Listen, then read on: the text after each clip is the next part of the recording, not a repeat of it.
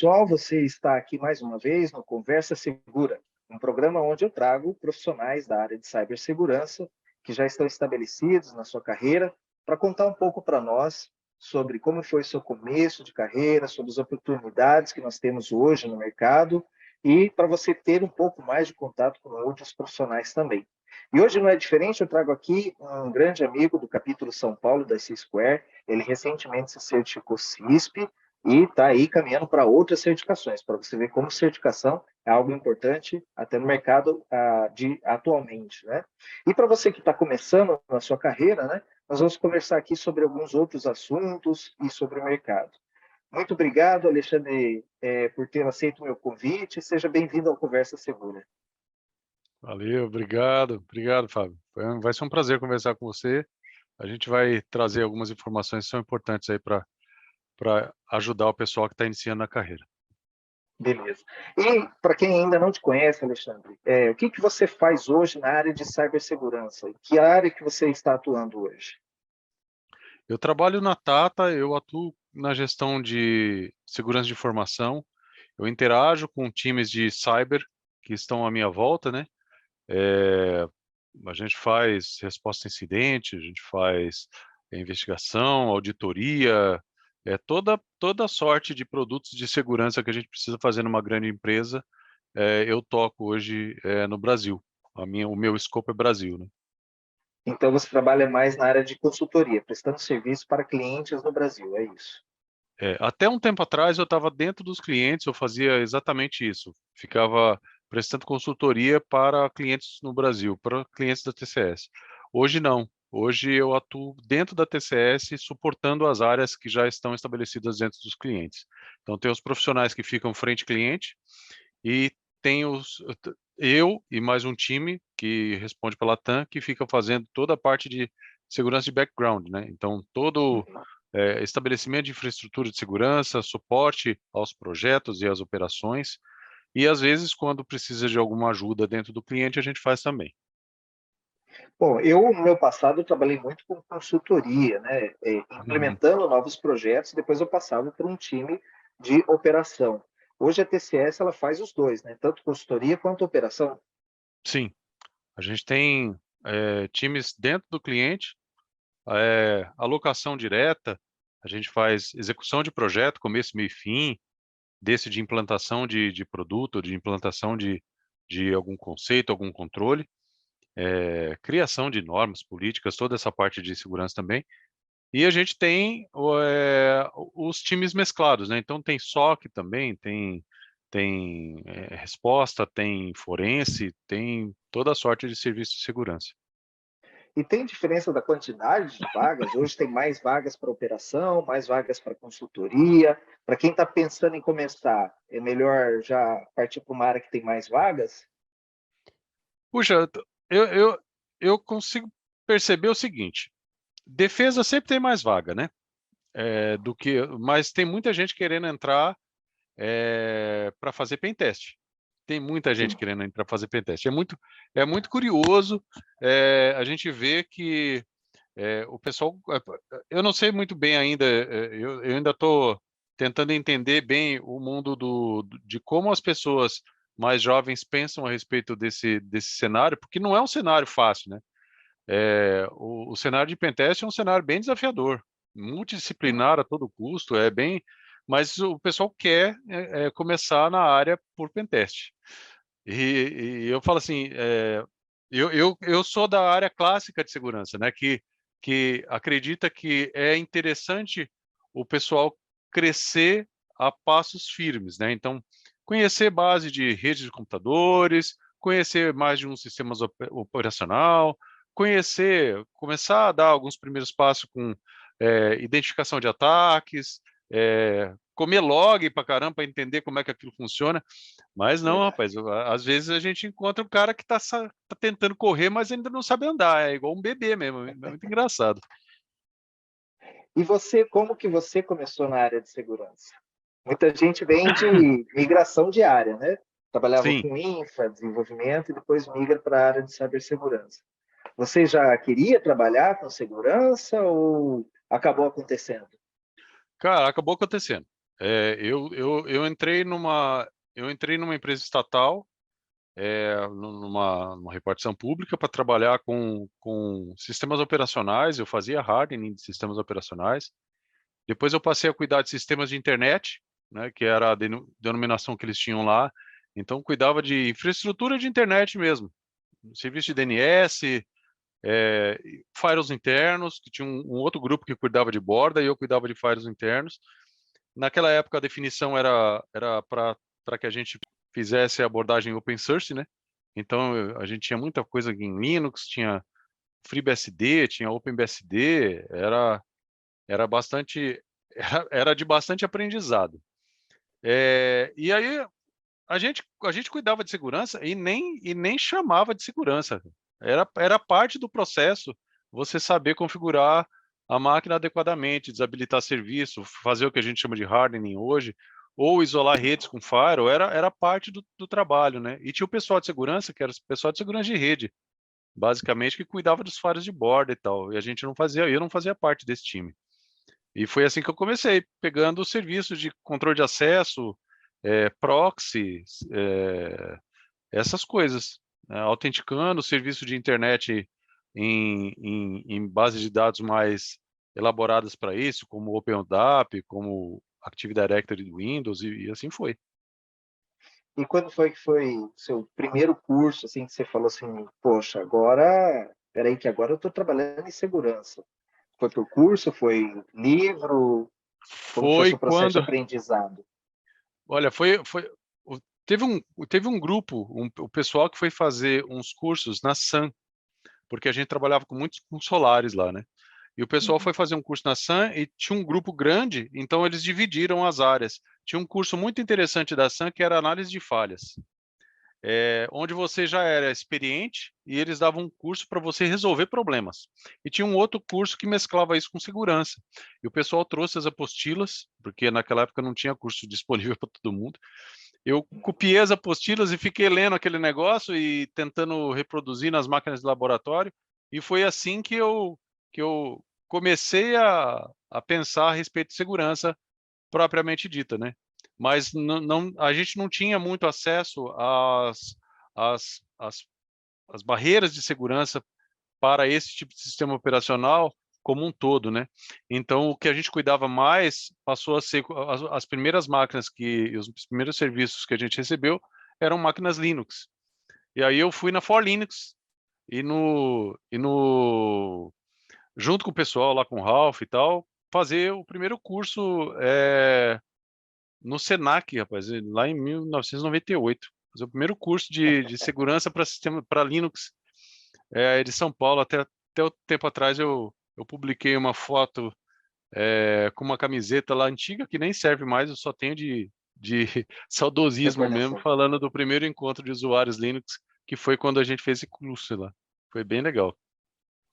Mas era muito Isso. difícil fazer curso, era muito caro, era muito difícil, as turmas eram bem pequenas, né? E o dinheiro não dava, não. Na maior parte das vezes era estudando por conta própria mesmo. Usava o tradicional livro xerocado? Ah, sim, muito xerox, era o que dava. Porque também curso era caro, livro era caro, era escasso, né? Eu não sei, você possivelmente é da época que quando a gente comprava curso, livro importado que tinha CD, o CD não chegava no Brasil, porque tinha lá as questões de criptografia, tinha código que não podia sair do país, então as publicações americanas chegavam para cá já mutiladas, então a gente tinha que fazer o que dava, né? Ah, isso é verdade. Eu lembro que meu primeiro livro xerocado foi de MS-DOS 6.22, depois eu peguei um de Windows. Então tinha coisa que eu sabia fazer no Windows que é porque eu tinha lido naquele livro. Assim, sabe Sim, esses segredinhos, tecla de atalho e tal?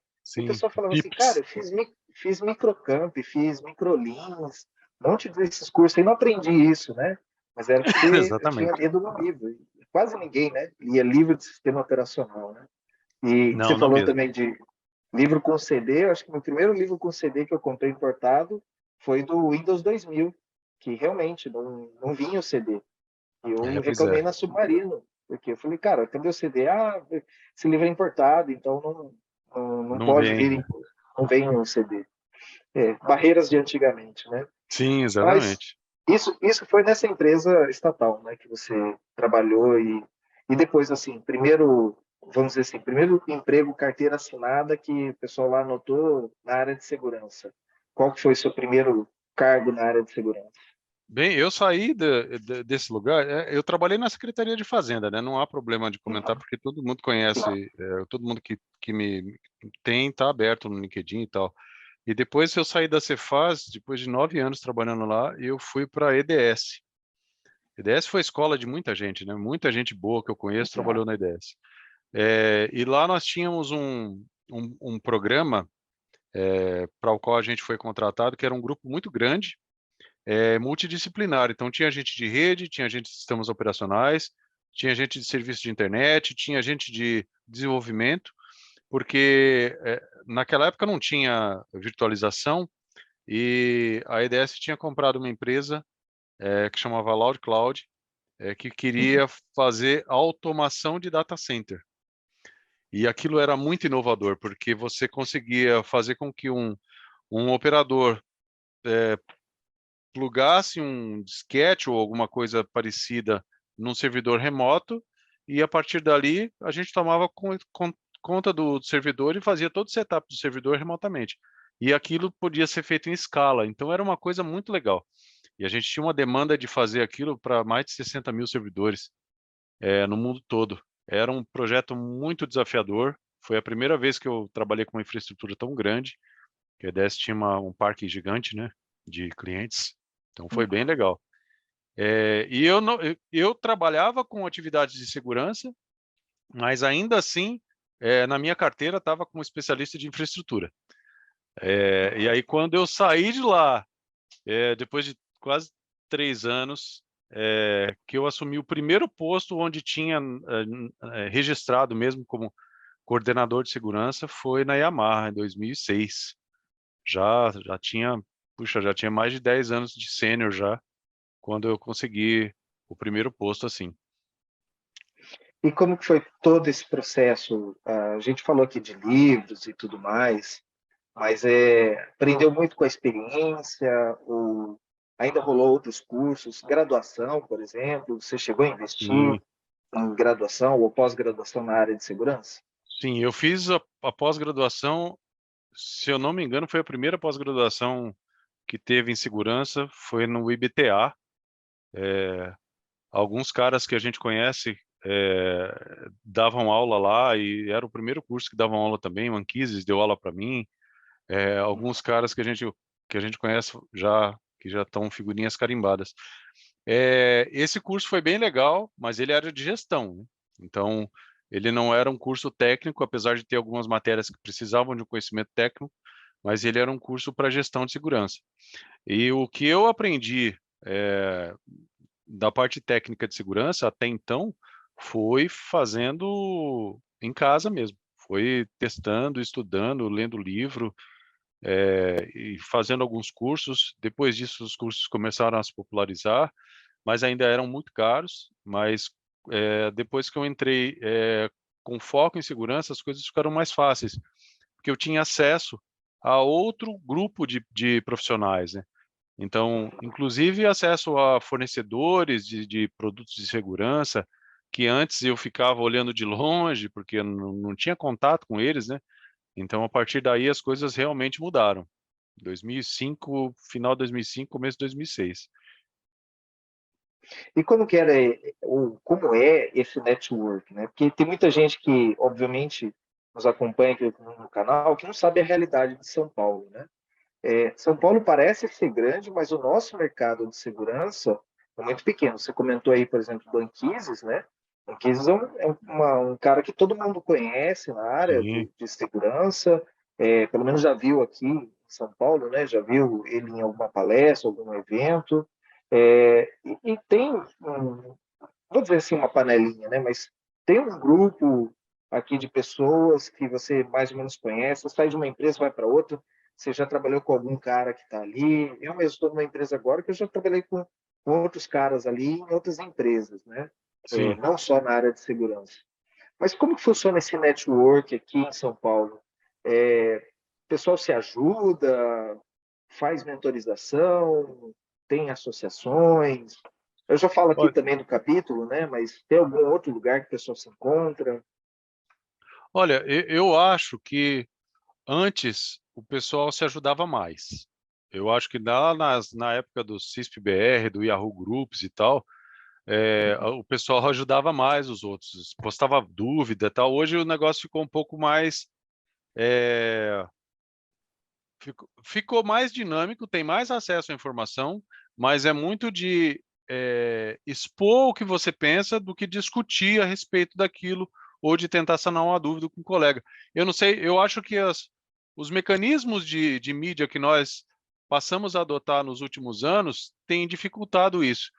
A gente vê pouca gente discutindo, inclusive nos grupos de WhatsApp, nos grupos do Telegram, a gente vê muita gente publicando bastante coisa e pouco comentário. Eu não sei se as pessoas perderam essa essa vergonha que a gente não tinha de perguntar e passar vergonha perto dos amigos, porque eu fiz bastante disso.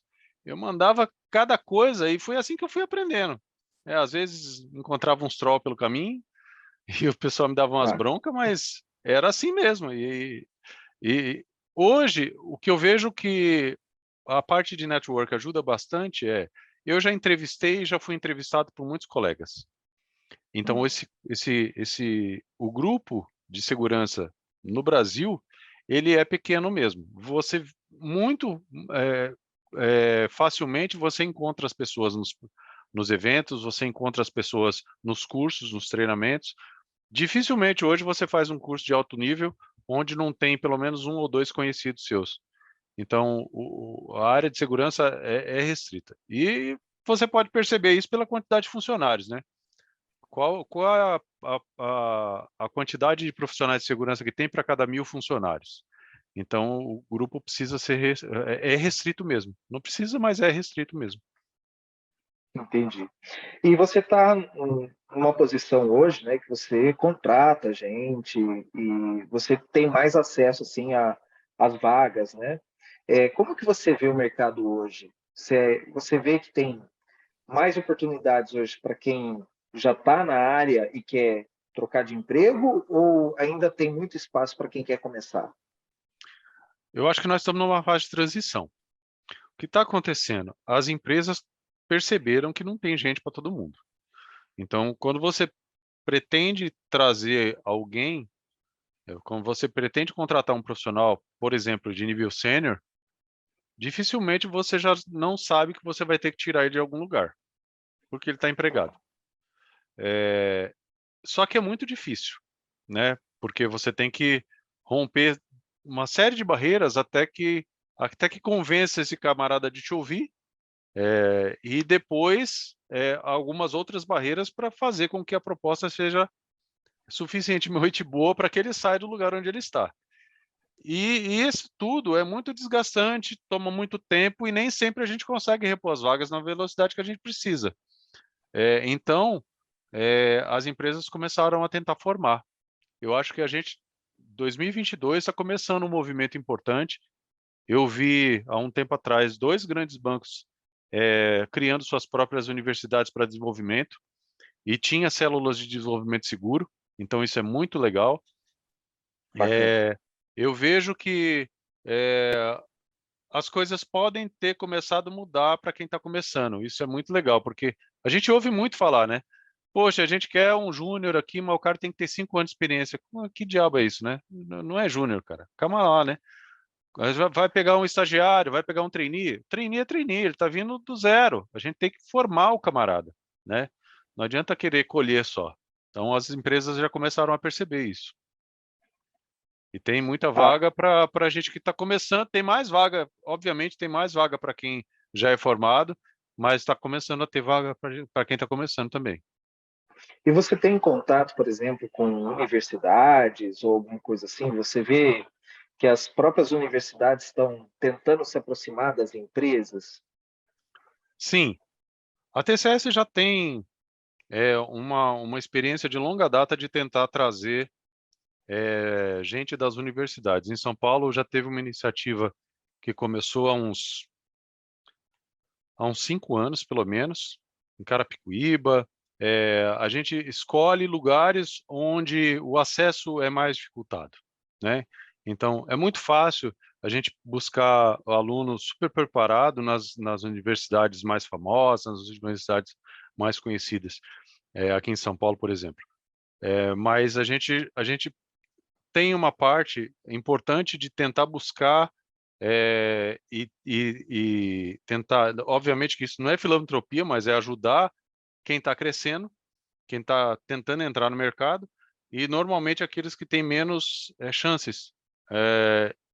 Porque é muito legal, é muito curioso e é muito legal isso, de você trazer gente que está começando, onde o círculo de conhecimento dessa pessoa é muito mais dificultado. Então, quando ele entra numa multinacional do tamanho da Tata ou em outras empresas, por exemplo, eles estão tão ávidos por conhecimento que a curva de aprendizado também é justificada por aquele empenho, sabe? É muito legal. Eu gosto bastante de trabalhar com esse grupo. Fica meio clichê a gente falar, né? Mas a empresa ela tem que ajudar a sociedade também, né? Tem que reverter.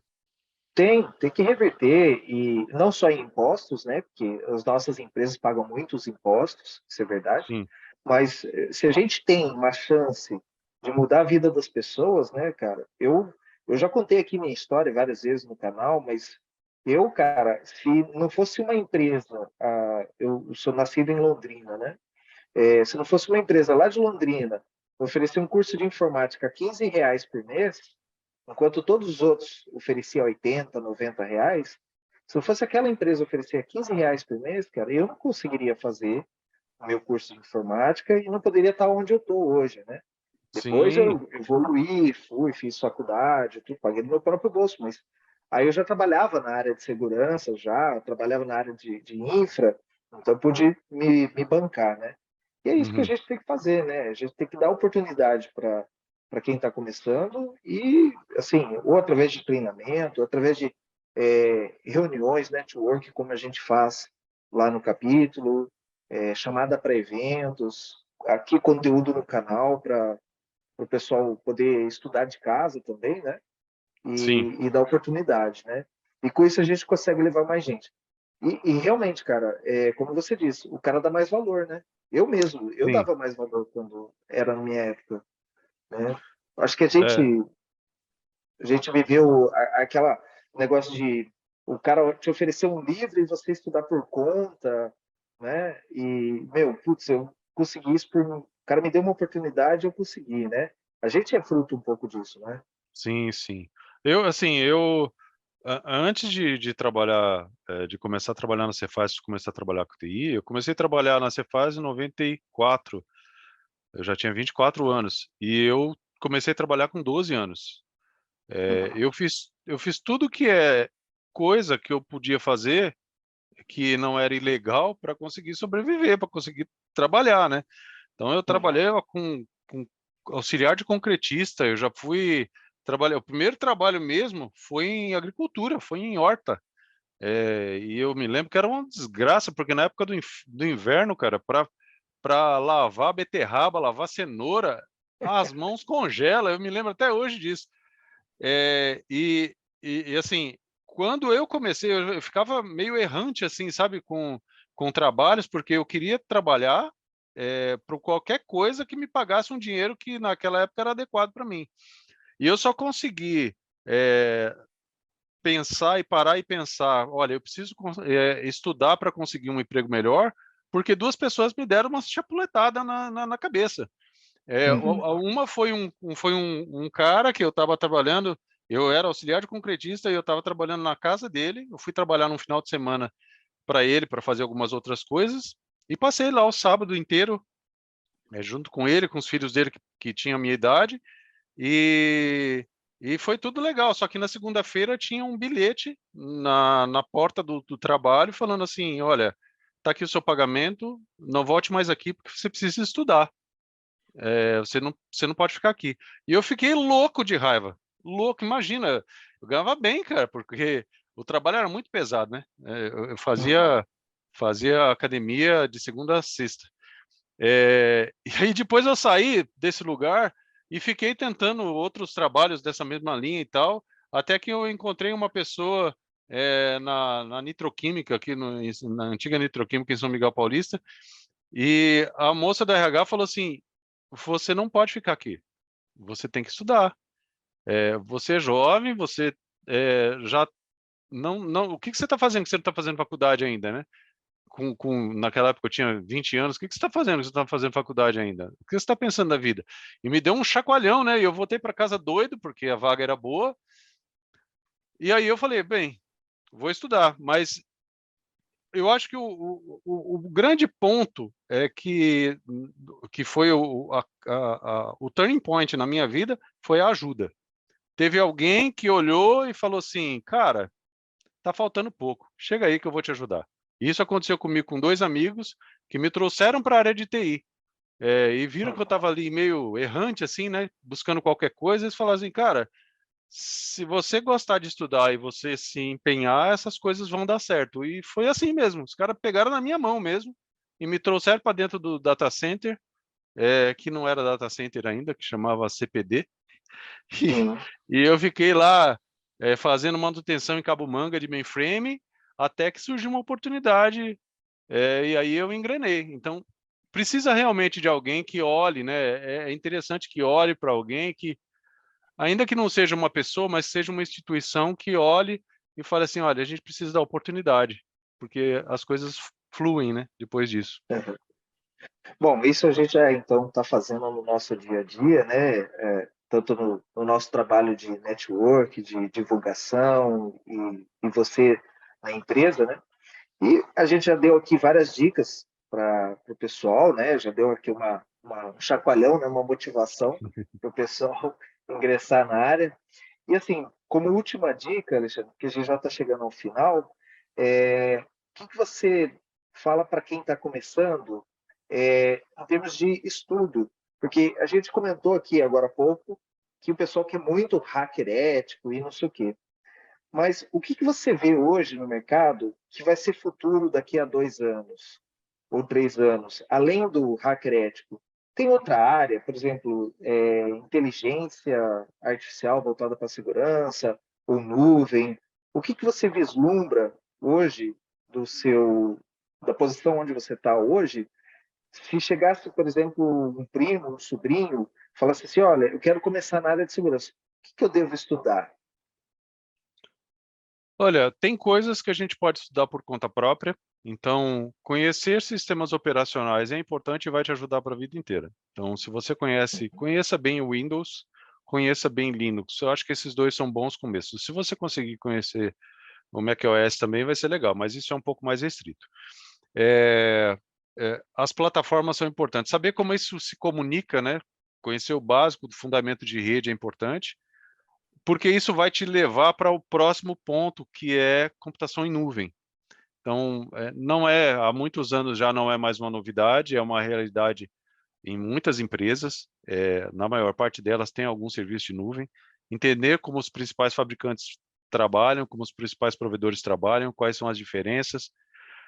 Mas, se você pretende trabalhar numa multinacional, aprenda a falar inglês. Eu acho que de tudo que a gente pode caminhar de conhecimento em paralelo, você precisa dedicar-se à língua inglesa. Se você conseguir fazer isso e se dedicar também ao espanhol, isso vai te abrir portas. Eu já tive pessoas que eu contratei que sabiam muito pouco de TI, mas falavam muito bem inglês.